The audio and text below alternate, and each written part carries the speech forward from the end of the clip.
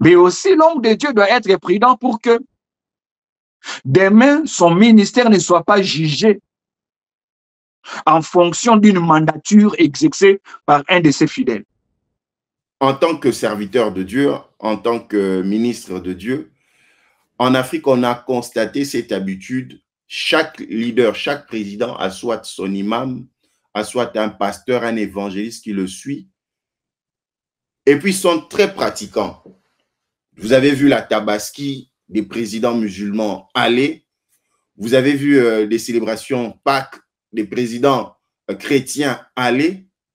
Mais quelle est la place des serviteurs de Dieu qui sont dans la cour du roi, mais qui n'arrivent pas à conseiller les présidents qui sont des fidèles, les présidents qui viennent à la mosquée, à des églises?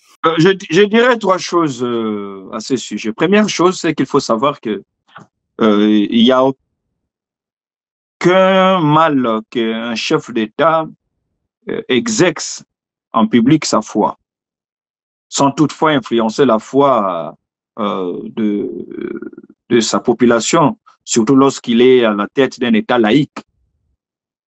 Presque tous les présidents du monde, même ceux qui ne l'affichent pas, je crois qu'il n'y a aucun président du monde qui n'ait pas une spiritualité. Tous. Vous savez que Poutine est orthodoxe. Voilà. Certains paysans occidentaux sont dans la franc-maçonnerie et ainsi de suite. Donc, libre à chacun d'exercer sa foi. Deuxième chose que je dirais, c'est que la plupart des présidents africains, ne vous en faites pas, quand ils affichent publiquement leur allégeance à telle ou telle religion, la plupart, c'est pour des raisons de propagande. Ils savent que l'Africain est très religieux. Ils savent que l'Africain, au nom de la religion, ne va pas juger la gouvernance, ne va pas juger l'injustice. Ils savent que l'Africain, il suffit de lui dire c'est au nom de Dieu. Il va y croire. Et certains ont décidé de procéder à des démonstrations de foi, mais qui n'ont aucune base en termes de communion personnelle entre lui et la foi à laquelle il prétend faire allégeance. C'est pour des raisons électoralistes, c'est pour des raisons de propagande. Troisième chose, le pasteur qui travaille, l'imam qui travaille, le prêtre qui travaille aux côtés du président, il faudrait se poser la question, quel est son statut? Est-ce qu'il est conseiller du président? Est-ce que le président le consulte pour des orientations? Parce que, mon cher ami, il ne faut pas oublier une chose. Être pasteur n'est pas la garantie qu'on a la compétence pour conseiller sur les questions qui touchent à la gestion de la République. On peut avoir les pasteurs le plus sérieux, mais cela ne nous donne pas une connaissance avérée dans le fonctionnement de la justice dans un pays, dans la gouvernance publique, au niveau de la diplomatie.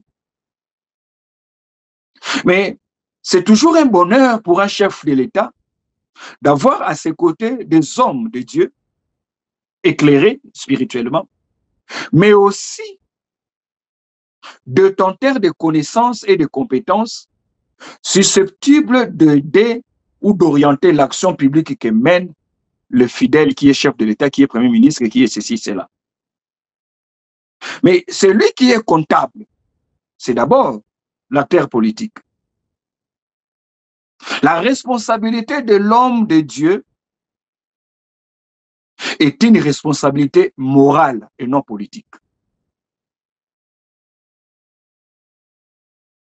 Mais aussi, l'homme de Dieu doit être prudent pour que demain, son ministère ne soit pas jugé en fonction d'une mandature exercée par un de ses fidèles.